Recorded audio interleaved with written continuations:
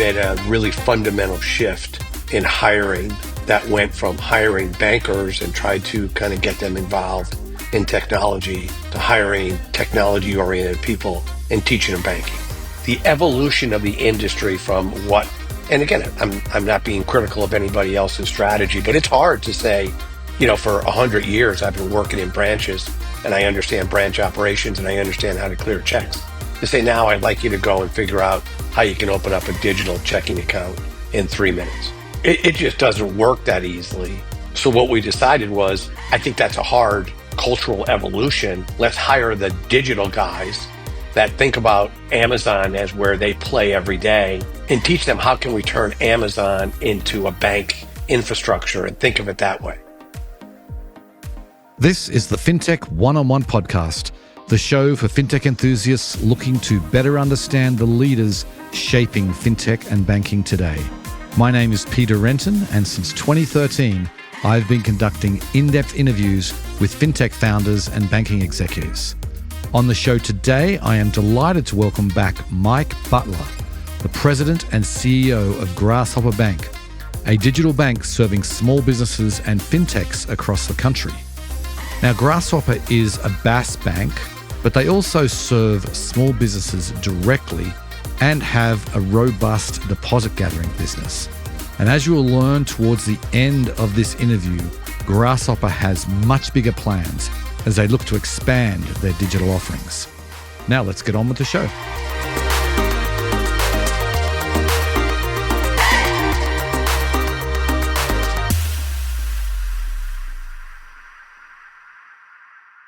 Welcome back to the podcast, Mike.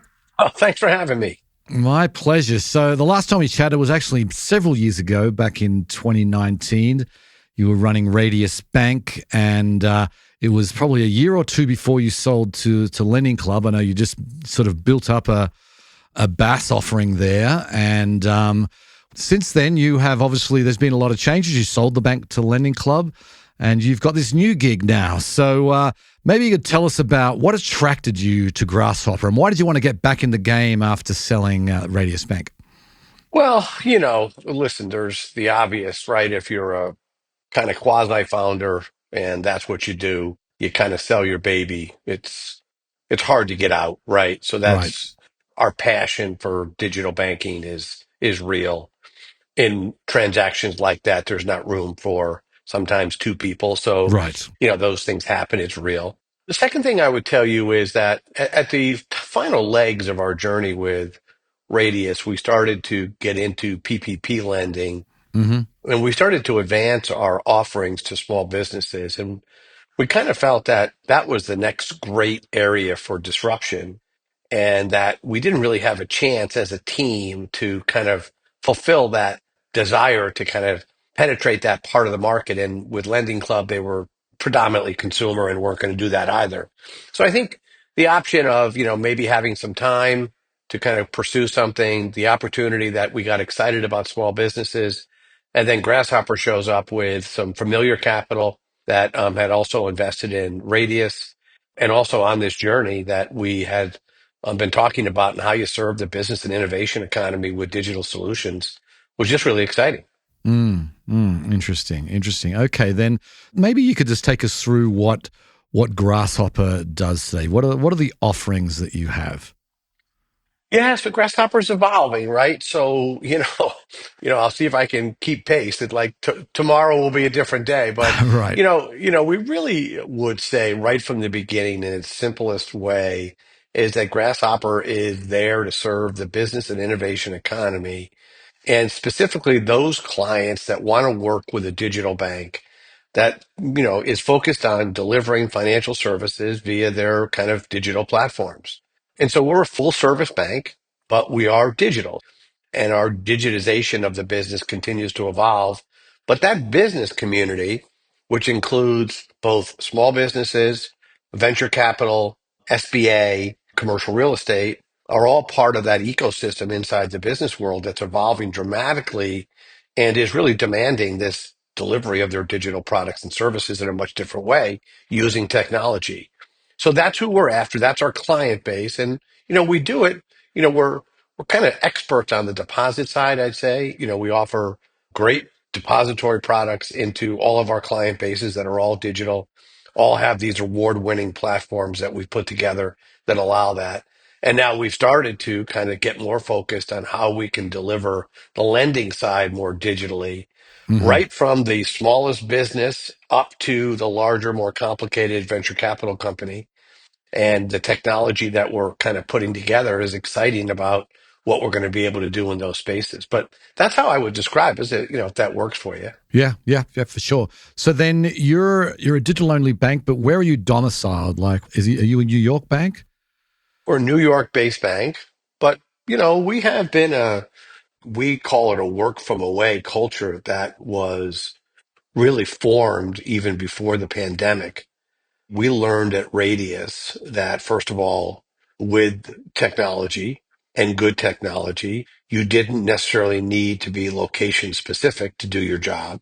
We also found that if you could, this is pretty simple, but if you could increase the breadth of your search for talented people that didn't have to be geocentric, then you might have a better opportunity to hire more talented people that might be more interested in working with the organization.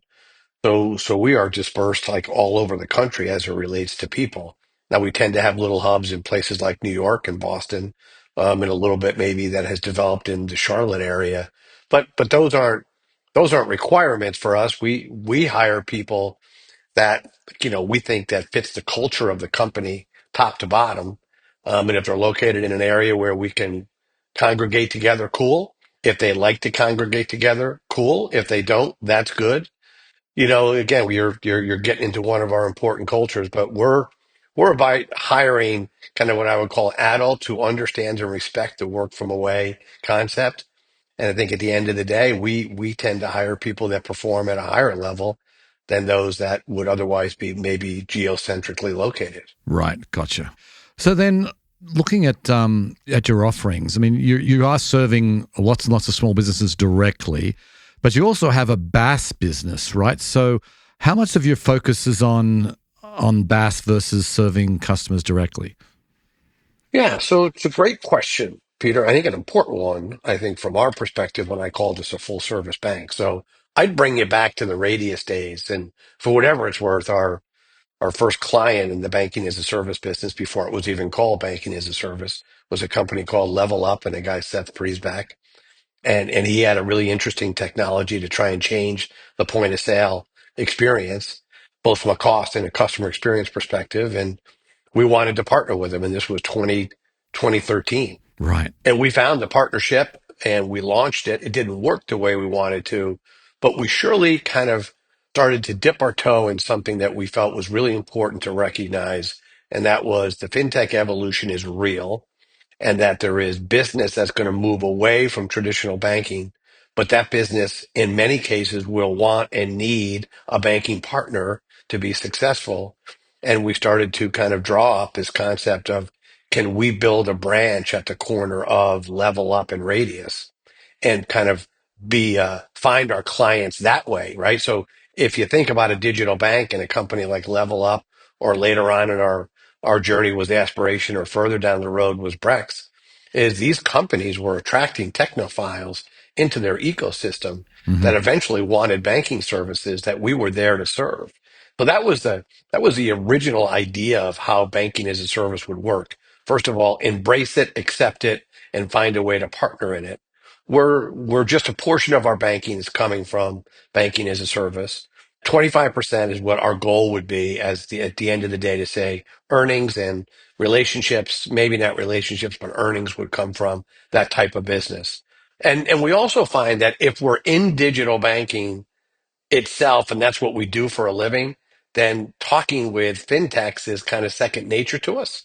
And Right. so we understand the digital kind of concept of what they're trying to accomplish. We understand we bring the banking and compliance side to it. They bring a little bit of the fintech side.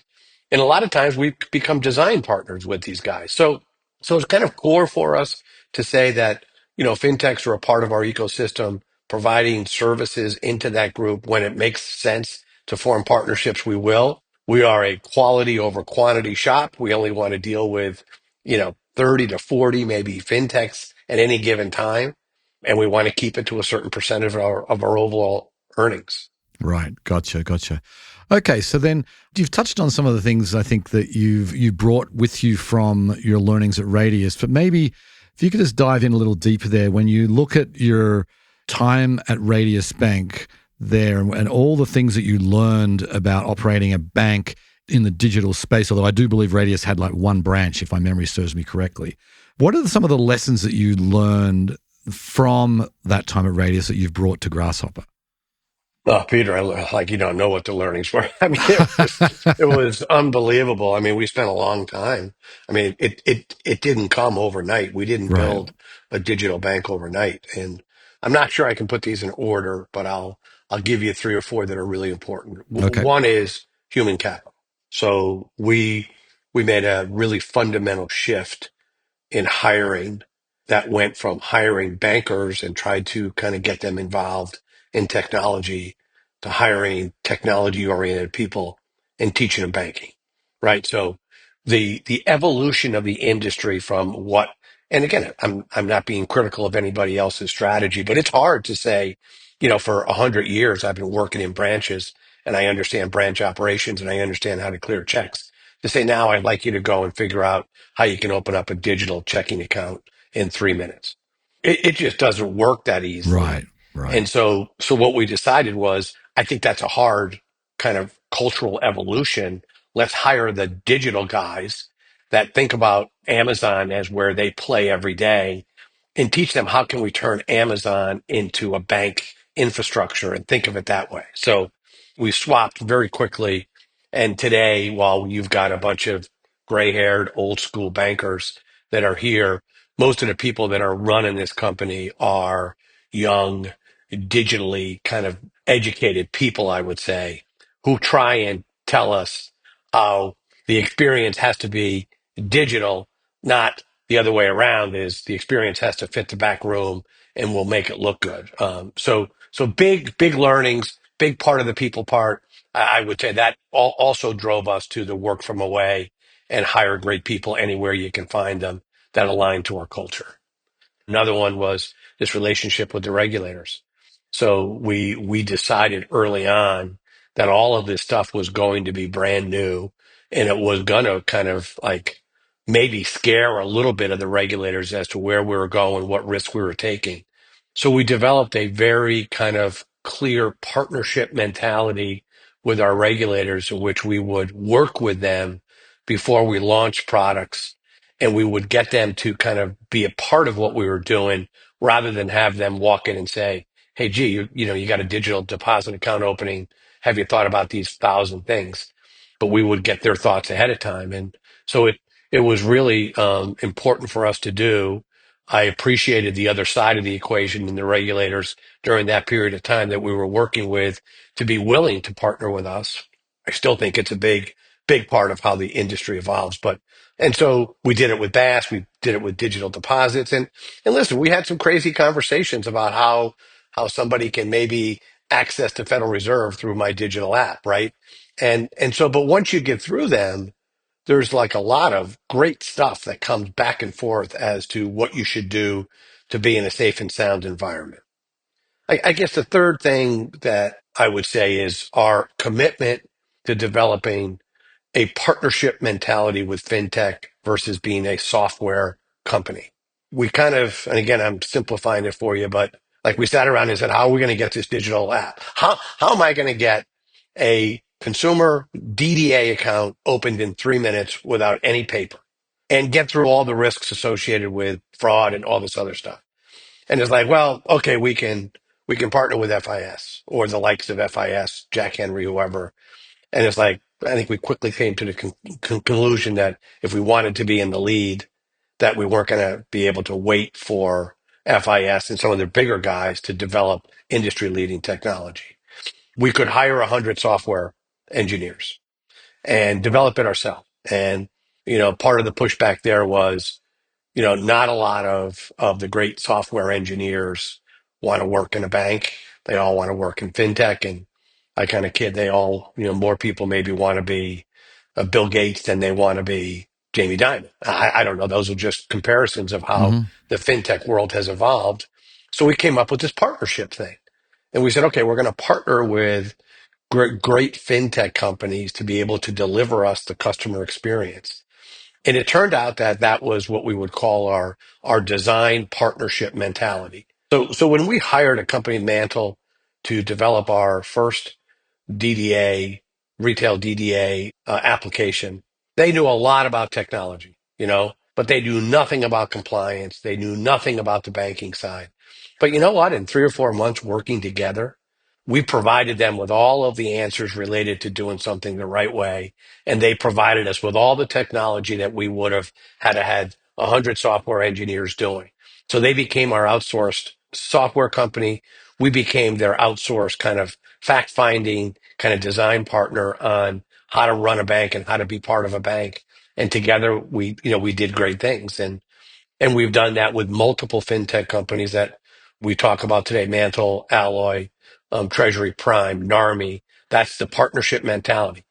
It allows us to get things done very quickly, very efficiently, and with a great customer experience. That's really interesting. Thanks for sharing those. That's really great wisdom, I think, for everybody going into the digital banking space. So, speaking of which, when you think about Grasshopper, and how do you think, where should we put you guys? I mean, do you see your competitors as like these small business fintechs that do lending and they have deposit gathering as well? They're partnering with banks. Do you see it as community banks that are serving their business community, or do you look at the bigger banks? I mean, who do you feel like is your direct competition? Yeah, I got to be careful here about what I say, but first of all, fintechs for sure, right? So anybody who's developing a digital Brex, you can't leave Brex out of the equation of somebody who is using a lot of other tools to, take deposits out of the system. You can't leave great companies like Mercury out Hmm. of it. So there's several of those that you could list that we say when we do our kind of analysis of where does our product stand, Blue Vine, Mercury, those guys, we say, yeah, for sure. We got to take a look at what they're doing and can we compete? But at the same time, I don't mind saying that I compete against JP Morgan or Bank of America for small businesses. And we think as a company like us, with the advent of technology and the ability to use it correctly, that you can have a competitive product to JP Morgan or Bank America. And frankly, if you lined our products up, I think you'd find ours is better. Now, are we going to outmarket them? Are we going to outmuscle them? No. But I do think that there are people that would say, I would rather maybe be involved in a smaller digital bank that's going to continue to kind of keep pace with the changes in technology and where it's going, rather than be with a larger company that might be slower. And again, I'm not complaining about any of these guys, right? I don't want to get into a argument with the big banks because they have a wonderful model. But I think that I still have to say that if I'm a small business, provider of deposits and loans, that I should be thinking about JP Morgan. Yeah, interesting. Interesting. So then on the BaaS space, like the troubles of 2024, it certainly rocked the fintech world, and we're still, it's still ongoing as we record this. But how did that impact you guys? Because obviously, BaaS is not all you do, but I'm just curious about what happened inside Grasshopper as the sort of the debacle of 2024 and the synapse, all the things that went on there. How did that impact like your clients and your thinking? Yeah, a whole bunch of questions and answers there, I think, inside that. But let me say this first and foremost is that from a regulatory perspective, we work with the OCC, and it's a quality organization that has been reviewing banks and responsible for oversight of banks for a long time. And we've been doing this with them since 2013. And so our programs and our practices that we put in place were always viewed as incredibly solid by our regulators. So that was almost I guess I got to be careful here because I do understand people's problems and stuff happens, but it was kind of almost a competitive advantage to us that we didn't have to pause, right, and kind of look internally and say, what haven't we done right, or what do we have to do more of?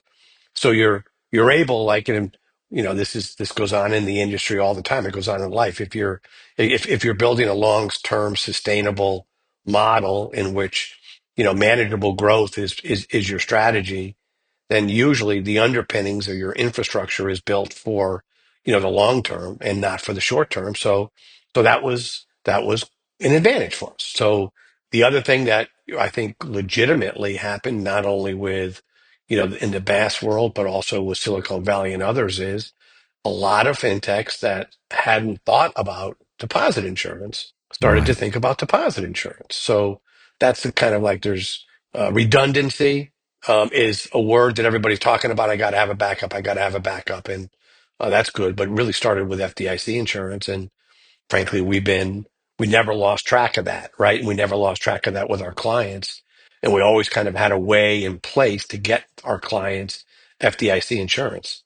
So today we've got I don't know, an 80% loan to deposit ratio and 75% of our deposits are insured by the FDIC.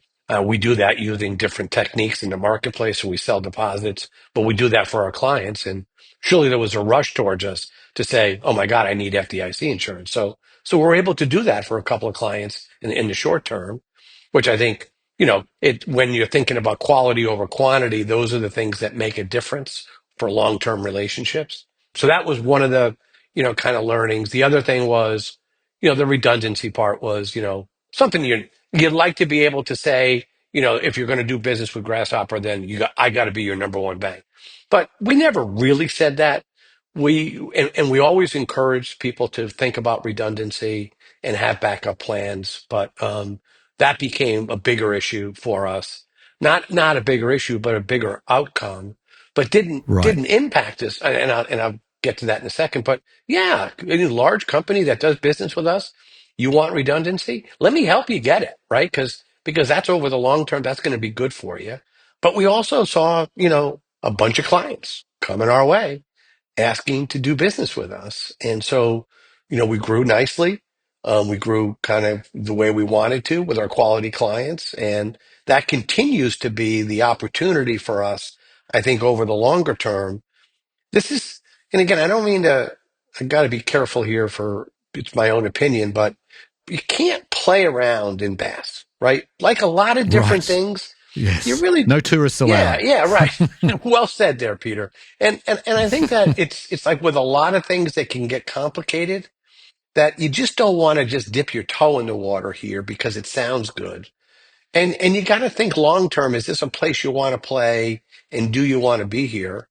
And it always was for us because of our kind of digital nature, our relationship with fintechs, our opportunities to kind of be able to maybe understand the fintech business model better than others because we do it day in and day out. So we want to be here for the long term. I think that has been the opportunities coming out of this. And I do think that there will be, I guess my own 2 cents would be fewer BaaS banks, but higher Right. quality BaaS banks who are fully committed. And maybe I shouldn't say quality as much as because there's a lot of quality banks that have said, I want out of BaaS because they realized I don't know if I want to be here over the long term. Those are things that happen to all of us. But I think the banks that remain in the BaaS sector will be more committed over the long term. Right, right. And so then how do you see, like you've been talking with fintechs for many, many years, and after 2024, I mean, how have the expectations of fintechs changed? The initial conversations you're having, when you talked about the redundancy, that's a given now. I think and there's no fintech out there that wants to have a single point of failure anymore. But beyond that, how have the expectations of fintechs changed? So it was a period of time where the supply demand thing maybe got out of whack a little bit. Yeah, And for sure. so the fintechs were finding more banks willing to do business with them, and therefore maybe were, I'm not going to say maybe being required to do less than they should be doing to create a stable infrastructure, for both the bank and the fintech. And I think today there is a little bit more of a realization on the fintech's part that there is an opportunity to work with a bank that understands the compliance side and really respect it, right? So I think Hmm. that's really important for us to be able to do. And then I think the fintech comes in and says, I want you to tell me how to work with regulators. I want you to teach me how to be in this for the long term. Right, right. So then, do you primarily work then with small business focused fintechs? Is that sort of you're doing that exclusively, or do you work with a range? And that would be our predominant, choice, right? To today as a business bank to work with business type of fintechs. But we're changing and we announced an acquisition. We're going to enter back into the consumer world, and so that will open up the BaaS model to us. I I would probably say to you the product that is being offered is the lowest on the list of the most important elements of why we want to do business with a company, right? We would say to you, I'm not even going to talk about what your product is or what you're trying to accomplish until we get culturally aligned, right? So do you respect the charter? Do you understand the compliance part of this? Are you in it because there's a real reason to be a part of? Are you doing something for the client that makes their life better? And is this a long-term sustainable play? What's your experience? Who are you backed by? And then finally, we would get to the product side. But you got to pass all of those other parts first, and those are way more important to us than actually what the product is. You mentioned the acquisition. I want to touch on that because was not aware of this acquisition. I thought it was interesting on the Auto Club Trust. So what's the thinking there? I mean, I don't believe you've closed this transaction yet. I mean, tell us a little bit about the state of play there. Yeah. So really kind of a fun thinking as we kind of take the beginnings of our radius to Grasshopper and now Grasshopper next stage thought process of where do digital banks play and how can we kind of grow and serve client bases in a more meaningful way? And then the evolution of BaaS and really what the Auto Club Trust is an insurance company. The insurance company owned a bank to try and do the classic. I'm going to cross sell my clients on the insurance side with financial services products, and I'm going to own a bank. We've seen it at State Farm. We saw it at Nationwide. Very hard to do. Very hard to do, especially when you're trying to do it digitally. It's like an add-on to your major main business model. Goes back to what we said about BaaS. Is this the most important thing to you, selling financial services, or is it growing your insurance business?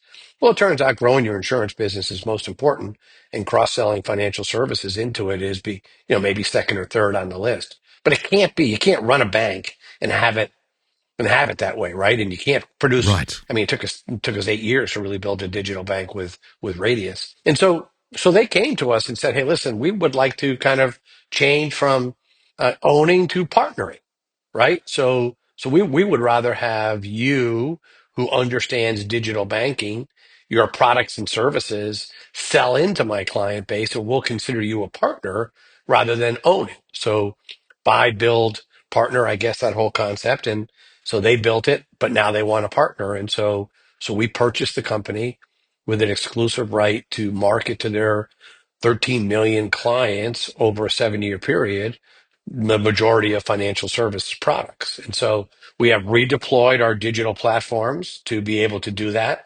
Because we work with partners like Mantle, Alloy, Narmi, we can do that very quickly and with low cost. And so we're prepared as of April 1st to deliver a variety of different products into that 13 million person, client base, the same way we do it to our own clients. But now we have a captive audience under the AAA brand to be able to do that too. These are consumers, right, that you're going to be marketing to? Predominantly consumers, but there are, if you think of 13 million AAA cardholders, there are going to be small businesses included in that. So we will have an opportunity, and the creator economy is a whole different conversation. We can have, but we think it will definitely include small businesses. So this is another way for us to say, well, Mike, where do you market? How do you get clients? And is this affinity partnership a way to kind of do it through the financial services beyond the credit card? So we've seen affinity banking work for credit cards. Can it work for depository accounts? Can it work for auto loans? Can it work for travel loans? Can it work for home equity loans in which the brand, the AAA, which we know is a very strong brand, can also white label a depository account and say, yeah, I'll bank with AAA. They're going to deliver me a digital solution that's best in class, award winning. So that's where the difference between the bank they had and the bank we offer them, we think will make a huge difference. Right, right. Okay, interesting. So then maybe in closing, we can you just let us know sort of roughly what the scale of the bank is today and where you see the growth drivers? Obviously, this acquisition is going to be a growth driver. Where you see the major growth drivers going forward? So today we're a $850 million bank that sells $500 million worth of deposits every day off its balance sheet. So we have excess liquidity, excess deposit gathering in relationship to our capital. So we sell it in the marketplace. We love that part of it. That's the core of what we do. We generate deposits. When we close the Auto Club deal, we'll be at about $1.4 billion in size, still selling $500 million of deposits off our balance sheet. So we become kind of a quasi $2 billion bank. And I'm using CEO math with you here, right? So we got to be careful. And so then we become we've entered into the consumer digital lending space. We'll have advanced our digital lending on the business side.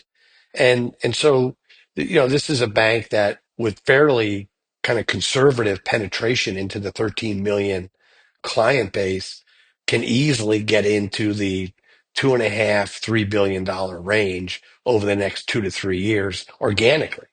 Today we serve 180,000 clients, right, through our both direct and indirect businesses. We touch 180,000 clients through our BaaS and direct business.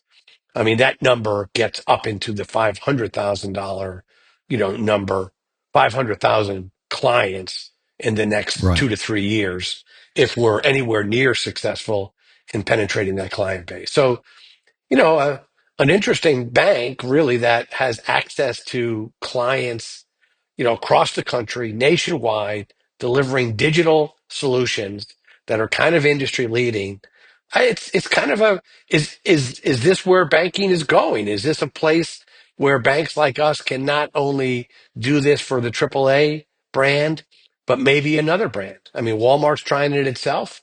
Is there another brand that would like to say, boy, you could really deepen my relationship if I had industry leading, great customer experience around, financial services. So that's a thought in our mind as to where we're going.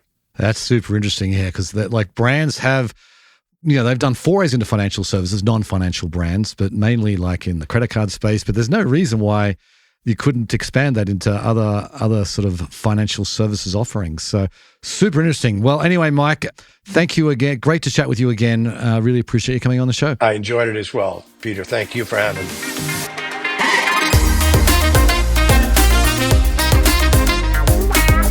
Mike provided a really thought-provoking point just then. As I said, non-financial brands have been offering co-branded credit cards for decades. But with the advent of embedded banking, there is no reason why they could not offer other types of financial products. It could be deposits, term loans, or even mortgages. In most of these cases, the brands will have to work directly with a chartered bank like Grasshopper that provides BaaS services. I have a feeling that we are going to see a lot of activity here in the coming years. Anyway, that's it for today's show. If you enjoy these episodes, please go ahead and subscribe, tell a friend, or leave a review. And thank you so much for listening.